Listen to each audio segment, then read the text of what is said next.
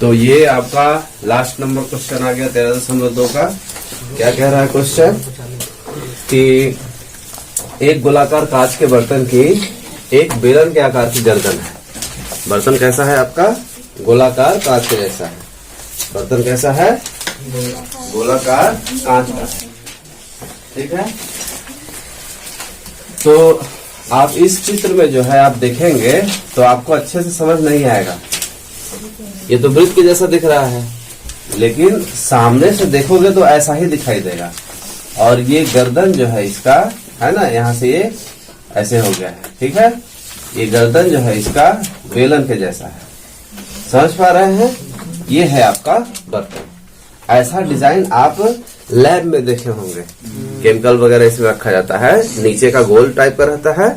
ये जो आपका गर्दन है उसकी लंबाई कितनी है? 8 है। यानी कि यहाँ से लेकर के और यहाँ तक कितना है? 8 है। लंबाई ऊंचाई बन जाएगा। तो बेलन का एच आपको क्या दिख रहा है? 8 सेंटीमीटर। व्यास 2 है। व्यास किसको कहेंगे? ये यहाँ से यहाँ तक है।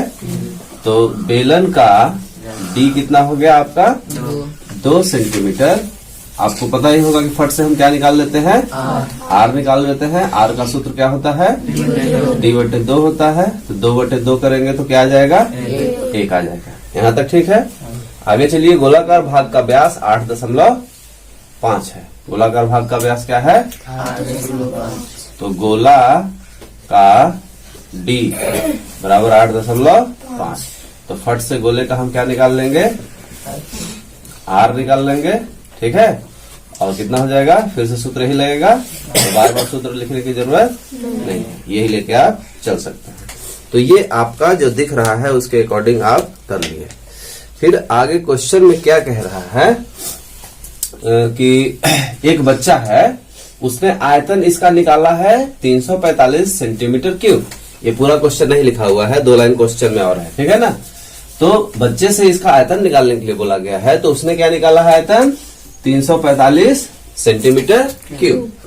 पाई का मान आपको 314 लेना है। तो इसमें पूछ क्या रहा है आपसे कि आप बताइए कि बच्चा कितना गलती किया है ना। इसका उत्तर गलती है कि सही है, ये आपसे क्वेश्चन पूछ रहा है। तो आप निकालोगे तब तो कर पाओगे कि सही है कितना, गलत कितना है। तो इसको आप यहाँ चित्र नहीं समझ में आ रहा है तो आप इसके माध्यम से समझ सकते हैं। ये क्या है आपका? गोलाकार है ना, जो कि ये है बिल्कुल इसी के जैसा दिखेगा। ठीक है। और इसके ऊपर जो गर्दन है वो ऐसा है, बेलन के जैसा। ठीक है। तो आपका डिजाइन कुछ इसी तरह का इसका बन रहा है। ठीक है। और इसमें आपको क्या ज्ञात करना है? इसका आयतन ज्ञात करना है। यानी कि इसमें कितना पानी आ सकता है या हवा आ सकता है या कुछ भी, है ना। यहाँ से रास्ता है, छेद किया हुआ है। ठीक है। तो सिंपल सा बात है कि आपको क्या क्या ज्ञात करना होगा? इसका आयतन ज्ञात करना होगा और इसका आयतन ज्ञात करना। सिंपल सा है। ठीक है। तो दोनों का आयतन आपको क्या करना होगा? निकालना होगा। तो जो बच्चे ने गलती की है उसको हम करेक्ट कैसे करेंगे? चेक करके देखेंगे कि आयतन कितना आ रहा है। तो आप लिखिए बर्तन का आयतन। क्या हो जाएगा? आयतन गोले का आयतन प्लस बेलन का आयतन। यही होगा ना। गोला है और बेलन चित्र में दिख रहा है। तो गोले का आयतन का सूत्र क्या होता है?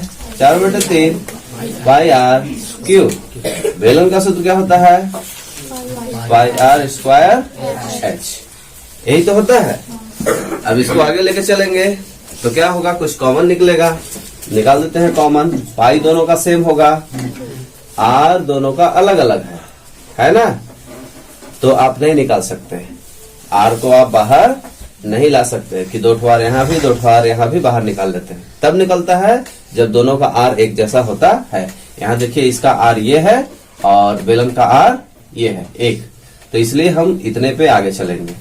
तो 4/3 पाई का मान 3.14 है ना, 3.14 लेना है। आर इसका 1 है, घात में 3 प्लस पाई तो बाहर निकला है ना। 1 सेकेंड यार, पाई तो बाहर निकाल दिया है। तो आप इसका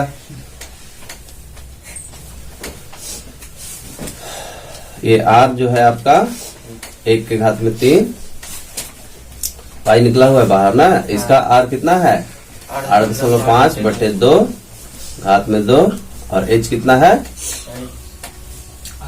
थोड़ा गड़बड़ हो रहा है, 1 सेकेंड, उल्टा पुल्टा बता रहे हो तुम लोग, देख कहाँ रहे हो भाई, ये किसका है, गोले का है ना, तो गोले का आपको एक बताए हैं, गोले का तो ये है ना, आप लोग बस खाली देखते हो, ध्यान देते नहीं हो,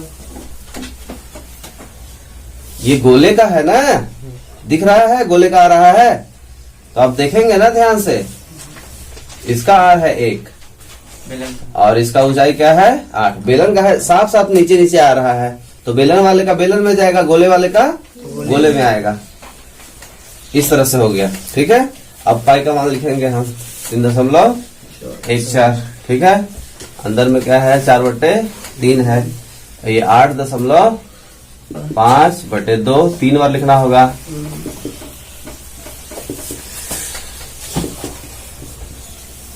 और फिर इधर प्लस क्या हो जाएगा, 1 का गुणा करेंगे 8 में तो कोई फर्क आएगा नहीं, ठीक है, तो 8 बस खाली लिख लेते हैं। अब यहाँ काट नहीं सकते क्योंकि प्लस है, ध्यान दीजिएगा इस चीज को, कितनी बार बता चुका हूँ।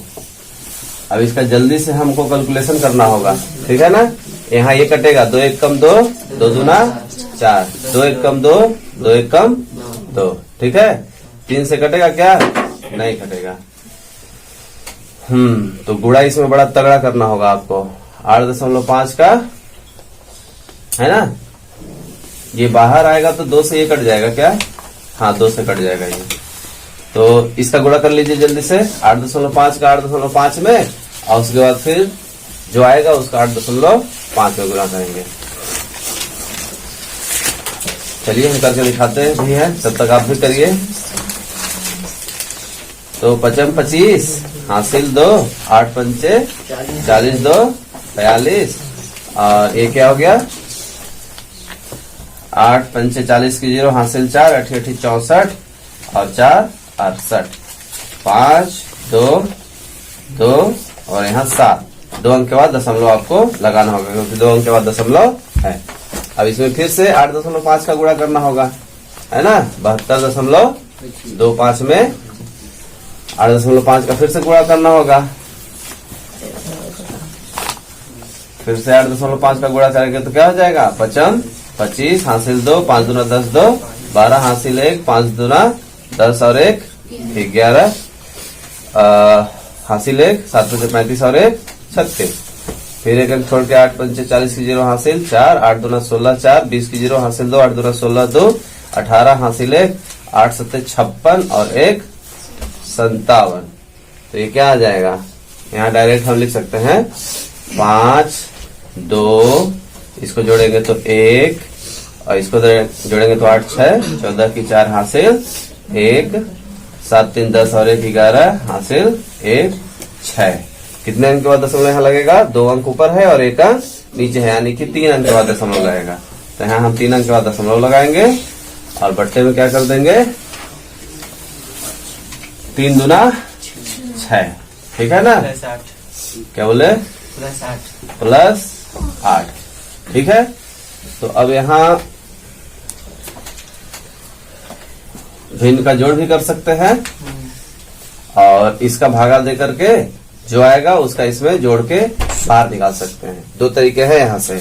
तो हम भागा दे के देखते हैं, 6 1 4.125 में हम 6 का भागा देंगे यदि, तो क्या होगा, 6 1 कम 6, ऊपर से आया 1 0 बार में जाएगा, फिर ऊपर से आया 4, 6 दूना 12, इसको ऊपर लिखते हैं, है ना, 6 दूना 12, 2 दशमलव के इधर का एक अंक लेंगे, यहाँ दशमलव आपको लगाना होगा, 18, फिर घटा के कितना आएगा, ये 3 है ना, ऊपर से आया 2, 6 पंचे 30, तो 102.35 हम लेके आगे बढ़ सकते हैं, ठीक है ना।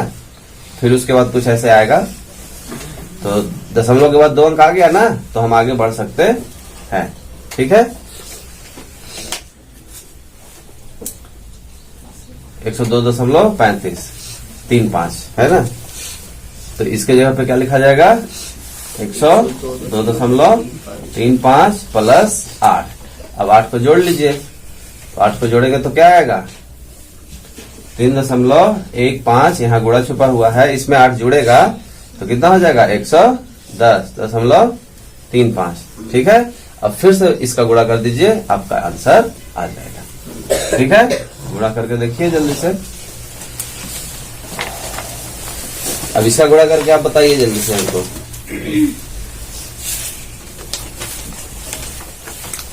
तो इसका गुणा करके क्या आ जाएगा आपका 346.49 है ना।